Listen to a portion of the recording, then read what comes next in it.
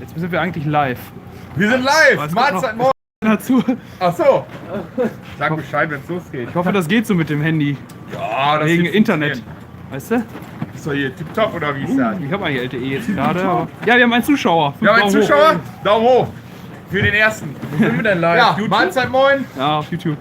Wie heute angekündigt, Industrieschau in Wettring. Wir sind am Start. Wir haben gerade die letzten Bauarbeiten abgeschlossen. Sind, denke ich mal, startklar für gleich. Wir können ja einmal rumschwenken, grob. 1500 Leute schon. Was hier abgeht. Ja. Ja, Nick, Genau. einmal kurz. Bus. Genau. Das hat noch keiner gesehen. Hat noch keiner gesehen. Und wir haben was für euch. Nick, komm. Die ein oder andere Mütze für euch. Ah. So, wer gleich Bock hat. Willst du auch sagen, wo wir sind? Ja klar, wir sind in Wettring. Ah, Sollen wir auch kurz die Postleitzahl nennen? können wir an. 48493 in Wettring, Industriegebiet. Vielleicht, wer den einen oder anderen uns auf Instagram folgt, schaut doch mal eben schnell den Standort nach. Wir haben nochmal eine Karte gepostet, wo wir uns befinden. Vielleicht kriegen wir dort irgendwie reingewurschtelt, dass wir ungefähr sagen können, wo wir sind.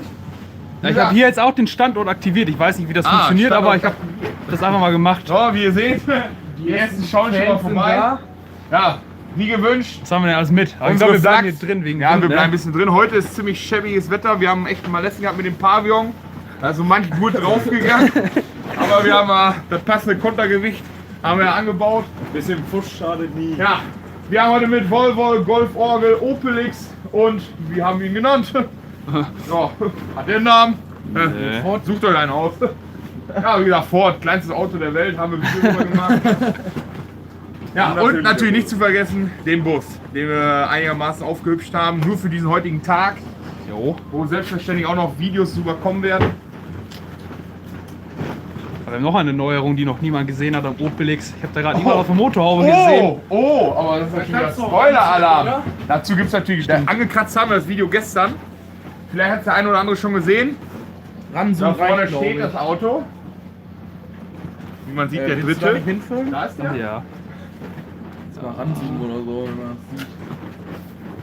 Und zwar ist der Turbolader mittlerweile in einem relativ trockenen Gehäuse untergekommen.